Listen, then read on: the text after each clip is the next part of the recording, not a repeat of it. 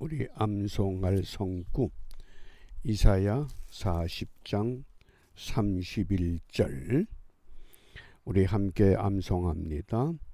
오직 여호와를 앙망하는 자는 새 힘을 얻으리니 독수리의 날개치며 올라감 같을 것이요 다름박질하여도 곤비치 아니하겠고 걸어가도 피곤치 아니하리로다. 아멘. 마음과 뜻을 모아 열심히 기도한 결과 기도의 응답이 원하는 만큼 드러나지 않을 때 누구나 다 실망할 수밖에 없습니다. 그러나 하나님의 계획과 섭리가 있다는 것을 우리가 확신하면 또다시 새 힘을 얻습니다. 왜냐하면 하나님은 결코 망하고 무너지는 것을 원하는 것이 아니기 때문입니다. 오늘 우리가 읽어야 할 말씀이 욥기 8장부터 10장입니다. 8장에서는 빌닷이라고 하는 사람이 욥을 위로하러 찾아왔다가 위로를 하지 않고 계속 꾸짖습니다. 네가 아무리 동방우수 땅에 의로운 사람이라고 하지만은 죄가 있기 때문에 하나님이 벌을 주신 거다. 악인은 반드시 망하게 돼 있다. 그러면서 욥을 깨닫게 하려고 합니다. 그러자 9장에서 욥은 이런 대답을 합니다. 하나님은 우리의 논쟁의 대상이 아니다. 우리가 논쟁해서 하나님을 이야기할 것이 아니라 나는 죄가 없지만 또 내가 죄가 없다 할지라도 하나님이 하시는 일을 우리는 막아내지 못한다고 하는 것. 그러면서 이제 10장에서 욥이 기도합니다. 악하면 반드시 화가 임할 것입니다. 그러나 의로울지라도 하나님 앞엔 머리를 들 수 없습니다. 왜냐하면 내 속에 내 안에 부끄러운 것들이 너무나 많기 때문에 아무리 내가 의롭다 하더라도 하나님 면전에서 나는 악한 사람입니다. 그게 욥의 고백입니다. 우리가 이런 말씀의 맥락에서 우리 삶이 무엇과 같으냐? 욥기 8장 9절입니다. 우리는 어제부터 있었을 뿐이라 지식이 망매하니 세상에 있는 날이 그림자와 같으니라. 우리 인생이 그림자와 같다고 고백합니다. 아무리 의롭고 아무리 학식이 많고 아무리 미모가 뛰어나도 다 망매하다. 뭡니까?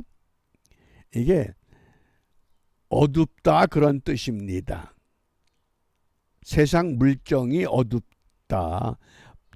쉽게 말하면 바르게 제대로 깨닫지를 못하는 게 우리 인생이다. 그러면서 그림자 같은 인생이라고 고백합니다. 그래서 성경은 이 그림자 같은 인생을 어떻게 말씀하느냐? 내가 아무리 의롭다 해도 이 땅의 삶은 나그네 삶입니다. 내가 아무리 악하다고 해도 이 땅의 삶은 나그네 삶입니다. 영원한 것이 따로 있다고 하는 것, 그것을 깨달아야 합니다.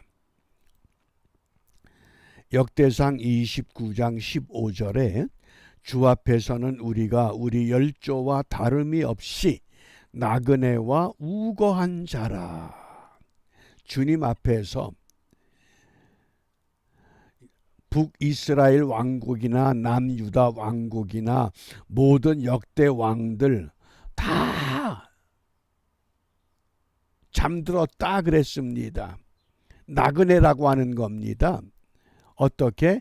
세상에 있는 날이 그림자 같아서, 세상에 있는 날이 그림자 같다고 하는 겁니다.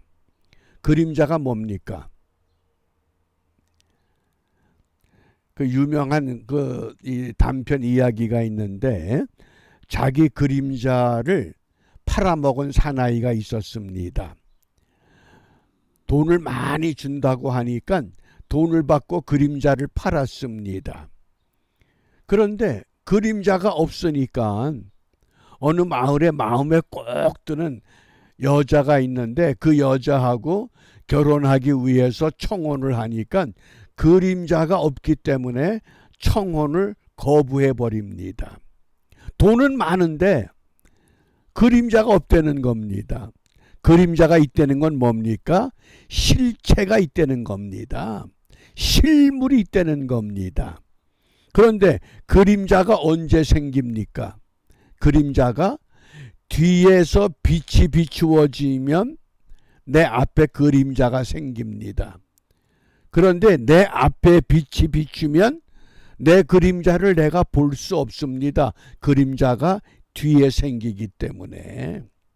그러면 그림자를 팔아먹은 사나이가 무엇을 의미합니까? 그 작품이 나온 시기가 산업혁명이 왕성하던 때입니다. 세상 사람들이 돈 그러고 돈에 미쳐 돌아갑니다. 돈이 정말 실체냐? 아니라는 겁니다.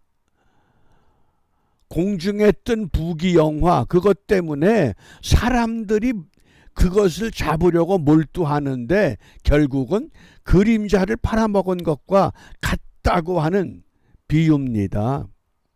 세상에 있는 날이 그림자 같아서 머무름이 없다. 우리 예수님께서 내가 세상의 빛이라고 하셨습니다. 빛이라고 하는 건 뭡니까? 그림자가 없다는 겁니다. 그림자가 없다는 것은 죽음도 없다는 겁니다. 영원한 생명, 영원한 실체. 그래서 욥은 욥기 17장 7절에 내 눈은 근심으로 하여 어두워지고 나의 온 지체는 그림자 같구나.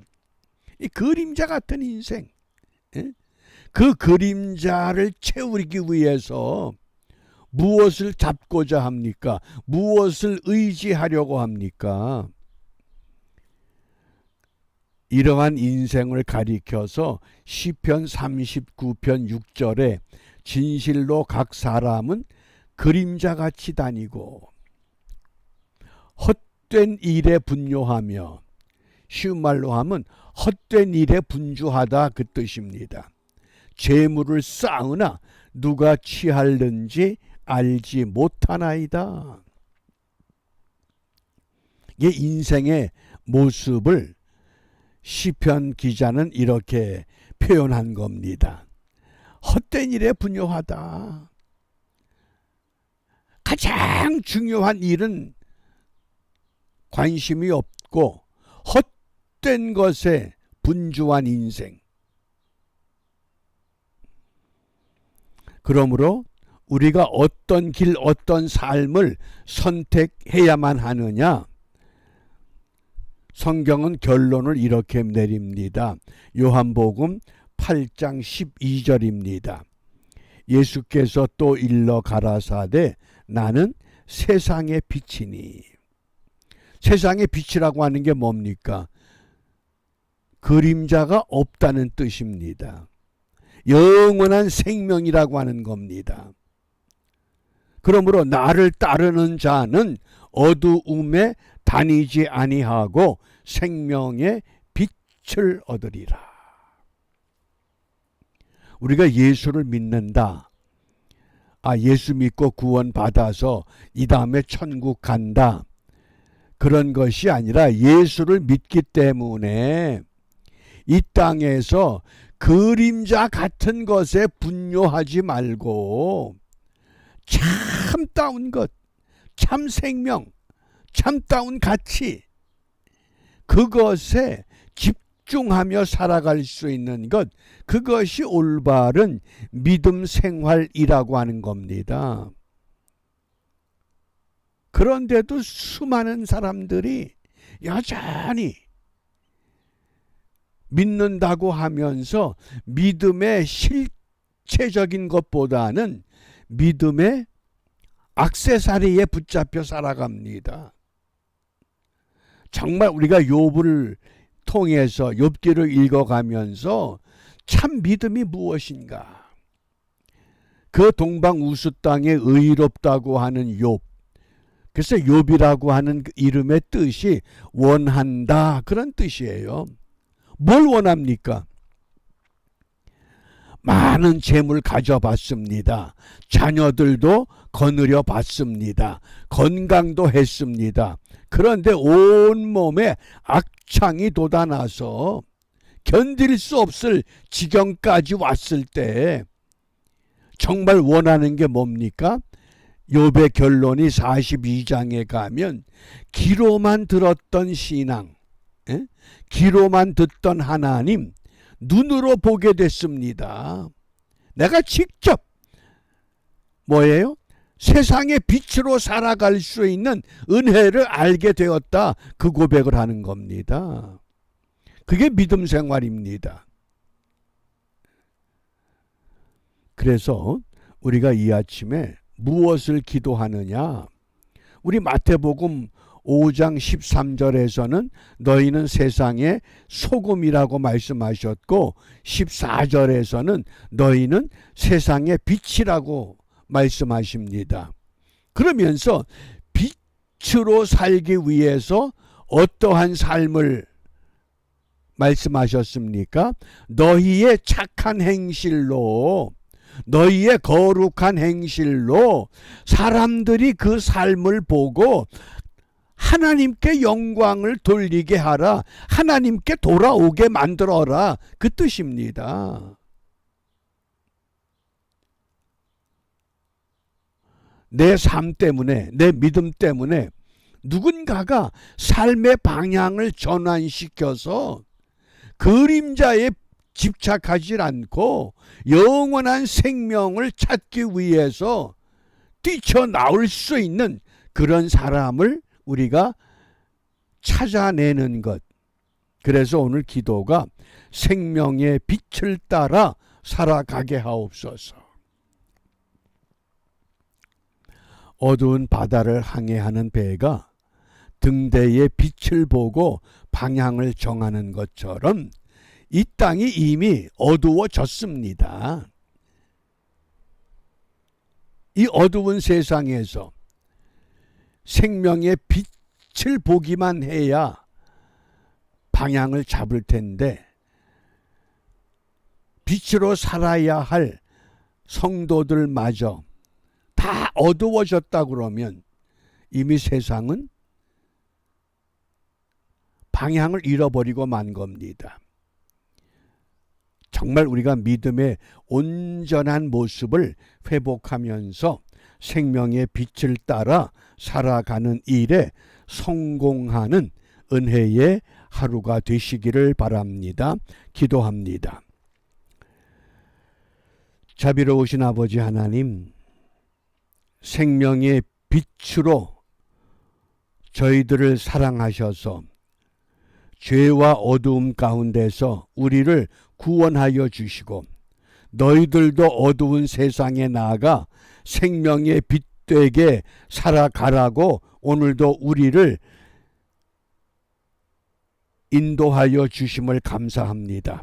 비옵나니 세상 것에 집착하는 어리석음을 떨쳐버리고 하나님 나라의 상급을 위하여 오늘도 우리 함께 생명의 주와 더불어 동행하는 일에 참 기쁨을 누리게 하시고 참 영광을 돌릴 줄 아는 믿음의 사람들로 굳게 세워 주시옵소서.